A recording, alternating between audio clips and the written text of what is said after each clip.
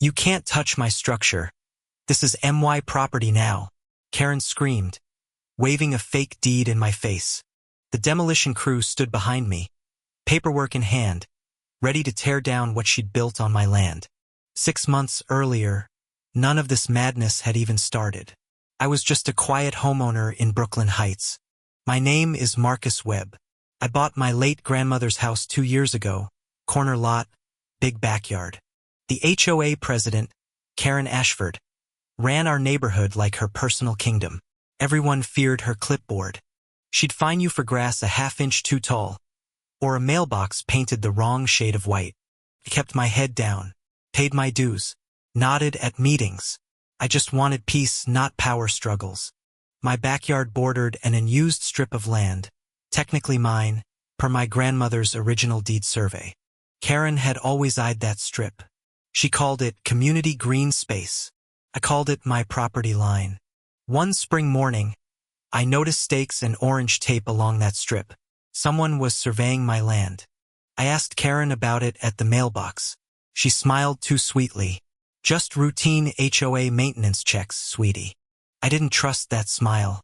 My grandmother used to say Karen's smile was a warning label on poison. 2 weeks later, a small crew showed up with lumber and concrete mixers, right on that exact strip. "Excuse me, what's being built here?" I asked the foreman.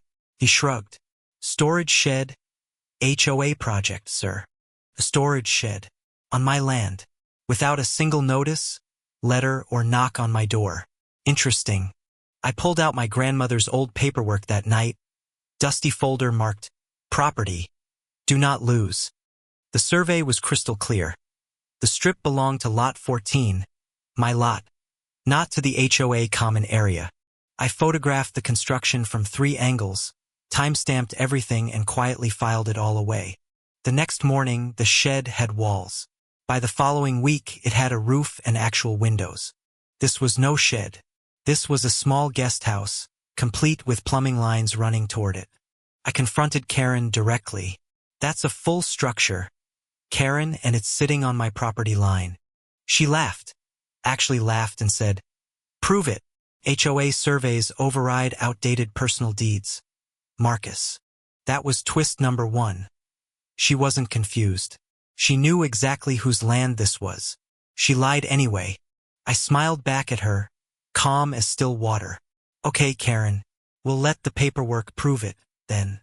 That night I called my cousin Diane, a real estate paralegal, and told her everything I'd found. "Send me the old survey and the new construction photos," Diane said. "This smells like fraud, Marcus." Within days, Diane connected me with a property attorney named Theo Brooklyn. Sharp, calm, methodical man. Brooklyn reviewed my grandmother's deed, the county's official plot maps, and Karen's flimsy HOA survey. "Marcus," he said, "your grandmother's deed is airtight. Whatever Karen built, it's sitting on your land." I felt something shift in my chest. Not rage exactly, but the calm certainty of someone holding aces. I didn't confront Karen again. I let her keep building. Let her think she'd already won this fight. Every nail she hammered into that illegal structure was another brick in the case against her. Meanwhile, Karen started bragging at HOA meetings about her new community wellness cottage project. She even proposed charging residents a usage fee to rent the cottage for parties and gatherings. Charging people to rent a building on MY land. The audacity nearly made me laugh out loud. I stayed quiet in the meeting, jotting notes, while neighbors clapped politely for Karen's vision. After the meeting, my neighbor Rosa pulled me aside. "You okay, Marcus? You've been awful quiet lately." "I'm fine, Rosa," I said. "Just watching. Sometimes watching is the smartest thing you can do." Rosa didn't know it yet, but she'd become an important witness in what was coming next. Brooklyn filed an official request with the county recorder's office for certified copies of both surveys. The county's certified map confirmed it. The strip was legally mine, registered since 1987, unchanged. Karen's HOA survey turned out to be an internal sketch. Never filed, never certified, never legal. Twist number 2. Karen wasn't just wrong. She'd forged the appearance of legitimacy from nothing at all. Brooklyn drafted a cease and desist letter, demanding Karen halt construction immediately or face legal action. We hand-delivered it, along with a certified copy of the county survey, directly to her front door. Karen read it on her porch, face flushing red, then tore it in half right in front of me. "This is harassment," she snapped. "I'll have the board fine you for trespassing on HOA business." I didn't argue. I simply said, "You'll want to read the last page again, Karen, carefully." The last page detailed the demolition order deadline and the daily fines accruing for continued construction. She slammed the door, but construction stopped that very afternoon. The workers packed up and left confused. For 2 weeks, an eerie silence settled over the half-finished cottage sitting crooked on my land. Karen retaliated the only way she knew: petty HOA fines. Suddenly my lawn was too long. My mailbox was improperly angled. My trash cans were visible from the street 2 minutes too early. 5 fines in 10 days, each one absurd, each one time-stamped right after our cease and desist letter. Brooklyn smiled when I showed him. "She's building us a retaliation case now. Keep every single notice." I laminated every fine notice like trophies. Each one was a nail in Karen's own legal coffin. Then Rosa called me, breathless. "Marcus, you need to see the HOA newsletter. She's talking about you." The newsletter accused an unnamed, disruptive resident of harassing board members and blocking community progress. Everyone in the neighborhood knew exactly who she meant. My name wasn't printed, but my reputation was bleeding. I realized then this wasn't just about land anymore. Karen was trying to destroy my standing publicly. I sat with Brooklyn in his office, staring at the growing folder of evidence between us. "She's escalating," he said. "That means she's scared. Scared people make careless, exposable mistakes." I decided to attend the next HOA meeting, calm and prepared, instead of hiding from her games. The meeting hall was packed. Word had spread that something dramatic might happen between Karen and me. Karen opened with a smug speech about protecting community values from selfish individual property claims. When public comment opened, I stood, folder in hand, and asked to address the unfinished cottage. "Karen," I said evenly, "can you tell the room whose land that structure is actually built on?" Her face flickered, just a flash, before she recovered her composure. "HOA common land, obviously." I placed the certified county survey on the projector screen for everyone in the room to see. Gasps rippled through the crowd. The map clearly showed the strip belonged to my grandmother's original lot. "This survey is fabricated," Karen shouted, pointing at my screen. "I've never seen this document before." Twist number 3. Brooklyn quietly played a voice recording, Karen ordering the fake survey from a friend. The recording, legally obtained through a subpoenaed HOA vendor email, played her own voice for the room. "Just make it show the strip as common land. Nobody checks these things anyway," her recorded voice said. The silence in that room was the loudest sound I'd ever heard in my entire life. Karen tried to laugh it off. "Taken out of context. This is a witch hunt against me." But the board treasurer, a quiet man named Harold, stood up looking sick. "I authorized that payment."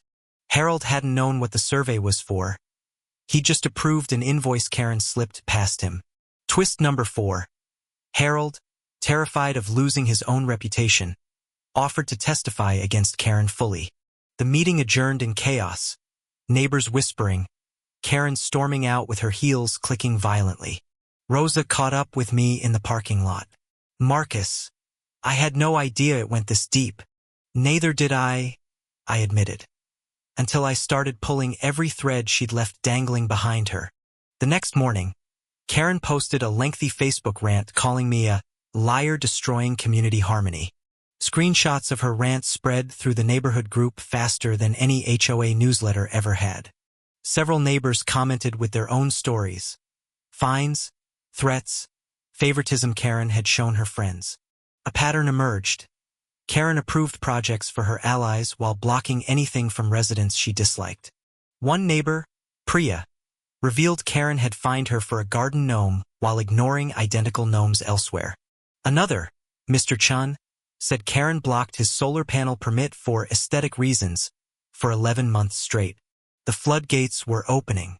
Karen's years of quiet tyranny were finally being spoken about out loud. Brooklyn filed a formal demolition petition with the county, citing the fabricated survey as core evidence. Karen's attorney, a nervous young associate named Feld, requested an emergency mediation to resolve privately. We agreed to mediation, mostly to see what Karen would offer once cornered without an audience. In the mediation room, Karen's demeanor shifted entirely. Soft voice, trembling hands, crocodile tears ready. "Marcus, we've been neighbors for years. Can't we work this out like reasonable adults?" she pleaded. "You mean the way you worked things out by forging documents and building on my land?" I replied. Feld offered to buy the strip from me at fair market value, roughly a third of its actual worth. I declined politely. Brooklyn slid across a counteroffer. Full demolition, full legal fees, formal written apology. Karen's face contorted with rage she barely contained. "You'll regret dragging this out, Marcus. Trust me." That sounded less like a warning and more like a threat, and Brooklyn made sure it was noted. Mediation collapsed within the hour. Karen stormed out again, this time slamming an actual glass door. 2 days of unsettling quiet followed. Then something strange happened. My car tires were slashed overnight. No proof it was Karen, but the timing felt impossible to ignore given everything happening between us. I installed a doorbell camera the next morning, more out of instinct than any concrete suspicion. 3 nights later, the camera caught a figure near my mailbox at 2 a.m., moving carefully, hooded. The figure planted something small near my trash cans before hurrying off into the darkness quickly. The next morning, an anonymous tip reported me to the city for illegal composting violations nearby. City inspectors found a bag of rotting food waste stuffed behind my garage that wasn't mine at all. Twist number 5. The doorbell footage, time-stamped, showed the hooded figure's watch, a distinctive rose gold piece. I recognized that watch instantly. I'd seen it on Karen's wrist at every single HOA meeting for years. Brooklyn filed the footage with the police as evidence of harassment and evidence tampering against Karen. Detective Ruiz reviewed the footage and matched the watch to store receipts Karen's own credit card had made. Karen was formally questioned by police, though she denied everything with practiced, icy composure. "Anyone could own a rose gold watch," she told Detective Ruiz. "This proves absolutely nothing at all." Legally, she was right. The watch alone wasn't enough for criminal charges, just deep suspicion. But it was enough for the civil case. Judges noticed patterns of harassment during property disputes. Brooklyn added the footage, the fake tip, and the slashed tires to our growing demolition petition file. Meanwhile, the county scheduled a formal hearing date to review the fraudulent survey and building permit. Karen's allies on the board began distancing themselves quietly, sensing which way this ship was sinking. Harold, the treasurer, formally resigned and submitted a written statement detailing Karen's financial manipulations. His statement described years of Karen quietly funneling HOA maintenance funds toward her personal projects. Twist number 6. The cottage wasn't for community use at all. It was meant as a private rental unit. Karen had already listed it on a vacation rental site, photos staged, bookings open for the coming summer. Brooklyn printed the listing and added it directly to our evidence file for the county hearing.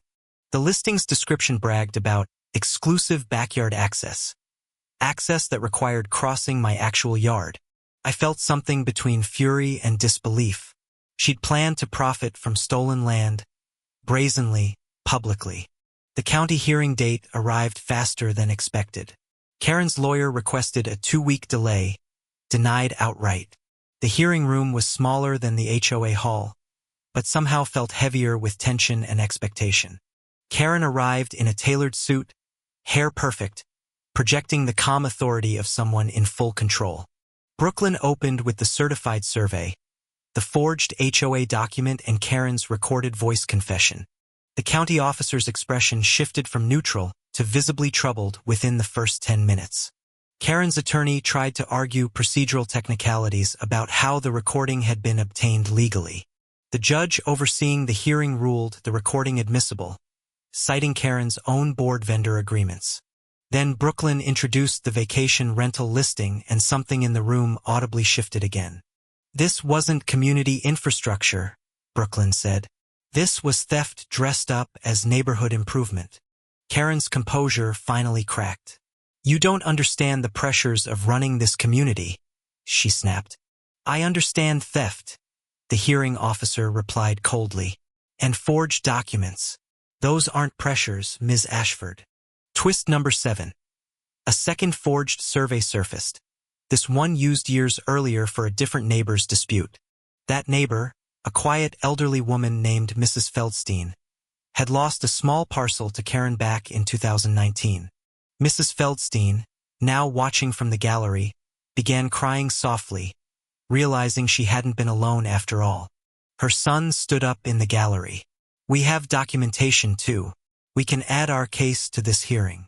The hearing officer allowed a brief recess to review Mrs. Feldstein's older case alongside mine. During the recess, Karen approached me in the hallway, voice low, almost pleading now. "Marcus, please. Whatever you want, I can give it to you. Just make this stop before it destroys everything. You should have thought of that before you built on my land and framed me for composting," I said. She grabbed my arm, desperate. "You don't understand what I'll lose. My house, my reputation, everything. You should have thought about what everyone else lost first," I replied, pulling my arm gently away. Rosa, watching nearby, later told me Karen's hands were shaking so badly she dropped her own phone. The recess ended. The hearing officer returned with a noticeably harder expression than before the break. "Given the pattern of fraudulent surveys," the officer said, "this now extends beyond a single property dispute."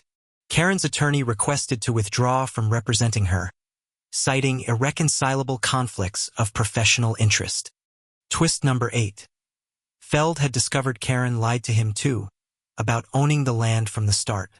Left without representation, Karen was forced to request a continuance to find new legal counsel entirely. The hearing officer granted 1 week, but issued an immediate stop work order on the illegal cottage. Construction crews, already suspicious of unpaid invoices, refused to return without guaranteed payment upfront. Karen's finances, it turned out, were far shakier than her tailored suits and confident smile suggested. Neighbors began quietly sharing that Karen's own home had a lien filed against it months earlier. She'd been drowning financially, and the illegal rental cottage was her desperate attempt to stay afloat. That context didn't excuse anything, but it explained the frantic, reckless energy behind all her decisions. I felt a flicker of something almost like pity, quickly overridden by memory of the slashed tires. Pity doesn't rebuild trust.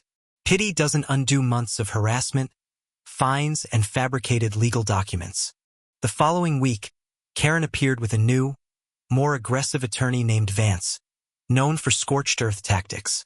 Vance immediately filed a countersuit against me, alleging defamation and malicious interference with property rights. Brooklyn barely blinked.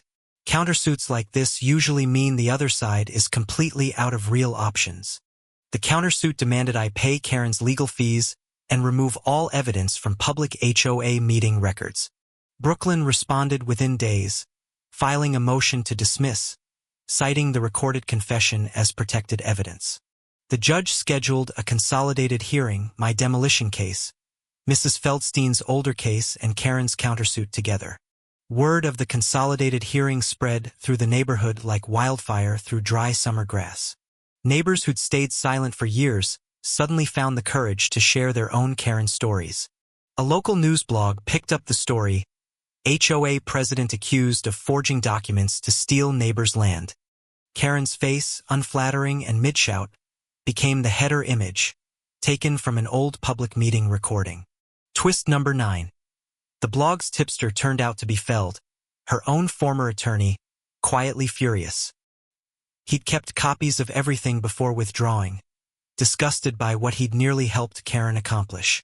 The consolidated hearing date arrived on a gray Tuesday morning, the courthouse steps crowded with residents. Mrs. Feldstein arrived leaning on her son's arm, determined despite her age to finally see justice done. Karen arrived alone this time. No allies, no supporters, just Vance carrying a briefcase full of desperation. Inside, Brooklyn laid out the timeline meticulously. Forged surveys, illegal construction, harassment, evidence tampering. Vance objected repeatedly, but the judge, clearly unimpressed, overruled nearly every single objection raised. Mrs. Feldstein testified quietly about losing her garden strip years ago to an identical forged survey scheme. Her voice cracked describing how she'd been too intimidated to fight back against Karen's authority alone. The judge's jaw visibly tightened listening to an elderly woman describe years of quiet, unresolved injustice. Detective Ruiz testified next, presenting the doorbell footage, the rose gold watch, and matched receipts. Vance tried to argue coincidence. The judge asked dryly, "How many rose gold watches does Ms. Ashford own?" The courtroom rippled with quiet, nervous laughter, the first lightness in an otherwise heavy morning. Then Harold testified, describing years of financial manipulation, unauthorized invoices, and quiet intimidation tactics. "I was afraid of losing my spot on the board," Harold admitted. "Afraid of becoming her next target." Karen's face remained stone still, but her hands gripped the table edge until her knuckles turned white. Brooklyn called his final witness, the vendor who'd created the fabricated survey at Karen's personal request. Twist number 10. The vendor revealed Karen had done this scheme successfully 3 times before, undetected. 3 families had quietly lost small pieces of land over the years, too scared or tired to fight. The judge asked the vendor directly, "Did Ms. Ashford ever express remorse about any of these actions?" "No, ma'am," the vendor replied. "She said the HOA rules were confusing enough that nobody would notice." The room fell into a heavy, disgusted silence, the kind that settles after a mask finally slips away. Karen finally took the stand herself, Vance visibly regretting the decision the moment she opened her mouth. "I did what was necessary to protect this community," she insisted, voice rising with wounded, false conviction. "Protect it from what, Ms. Ashford?" the judge asked. "From residents keeping the land they legally own?" Karen had no answer. She simply stared at her hands, the confident mask completely, finally gone. "I was just trying to survive," she whispered, quieter now, the fight visibly draining out of her. "So were the families you stole from," the judge replied. "Survival doesn't excuse fraud, Ms. Ashford." Vance requested a brief recess to confer with his client, clearly hoping for any remaining option. When the hearing resumed, Karen sat silently, no longer fighting, simply waiting for the verdict to fall. The judge ordered immediate demolition of the illegal cottage, at Karen's sole personal expense, within 30 days. She ordered full restitution to Mrs. Feldstein and the 2 other affected families, with interest included. Karen was permanently removed from the HOA board, banned from holding any community leadership position again.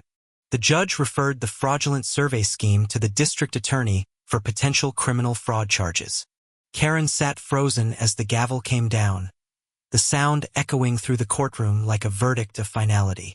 Outside the courthouse, reporters swarmed, but Karen said nothing, hiding her face behind a folder. Rosa hugged me the moment I stepped outside, tears in her eyes. "Marcus, you actually did it." "We did it," I corrected her gently. "Every neighbor who finally spoke up did this together, honestly." Mrs. Feldstein squeezed my hand tightly. "Thank you for giving the rest of us the courage to speak." That evening, the demolition crew returned, this time with legitimate paperwork and Karen's forced signature. I stood in my backyard watching the illegal cottage come down, board by board, nail by nail. It felt strange. Not triumphant exactly, just quietly, deeply satisfying, like exhaling after holding my breath. Twist 11 arrived a week later. Karen's own house went into foreclosure, the lien finally catching up to her. She quietly moved out of the neighborhood entirely, leaving behind a for sale sign and no forwarding address. The district attorney's office confirmed formal fraud charges were being filed against her within the month. The new HOA board, led by Harold as interim president, immediately reversed years of unfair fines and rules. Mr. Chun finally got his solar panel permit approved, 11 months late but finally properly approved. Priya's garden gnomes stayed exactly where they were and nobody said a single word about it again. The neighborhood, for the first time in years, felt lighter, like a held breath finally released fully. I planted new grass over the strip where the cottage once stood, returning it to open, honest space. Rosa suggested a small community garden there instead. Shared, transparent, nothing hidden behind fake paperwork. Everyone pitched in. Even people I'd barely spoken to before showed up with shovels and seeds. Mrs. Feldstein planted the first rose bush, saying it felt right to put something beautiful where fear once stood. Months passed. The garden bloomed. The neighborhood newsletter, now honest, thanked residents instead of threatening them. I heard through Brooklyn that Karen accepted a plea deal, avoiding prison but facing years of probation. She'd have a permanent fraud conviction on her record, unable to serve on any HOA board ever again. Twist 12, quiet and almost sad. Karen sent me a single handwritten letter, no return address, months later. It simply said, "I don't expect forgiveness. I just wanted you to know I know what I did." I didn't respond. Some apologies aren't meant to be answered, just acknowledged and quietly set down. Brooklyn told me my case became something of a small reference point for other HOA fraud disputes locally. Other residents in other neighborhoods started requesting certified surveys before trusting any HOA paperwork blindly. Harold, as board president, implemented mandatory third-party audits for every future community construction project proposed. The community garden thrived through the following spring, vegetables and flowers growing where deception once stood. I sat on a bench there one evening, watching kids chase each other through rows of sunflowers. Rosa sat beside me. "Feels like a completely different neighborhood now, doesn't it, Marcus?" "It always could have been this way," I said. "It just needed someone willing to stop being quiet." The cost of it all, the fear, the fines, the sleepless nights, had been real and heavy. But watching Mrs. Feldstein laugh with her grandchildren near her rose bush made every bit of it worth it.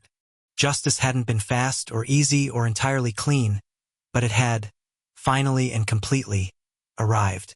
Karen Ashford's kingdom of clipboards and fear was gone, replaced by something simpler. Honest, shared ground.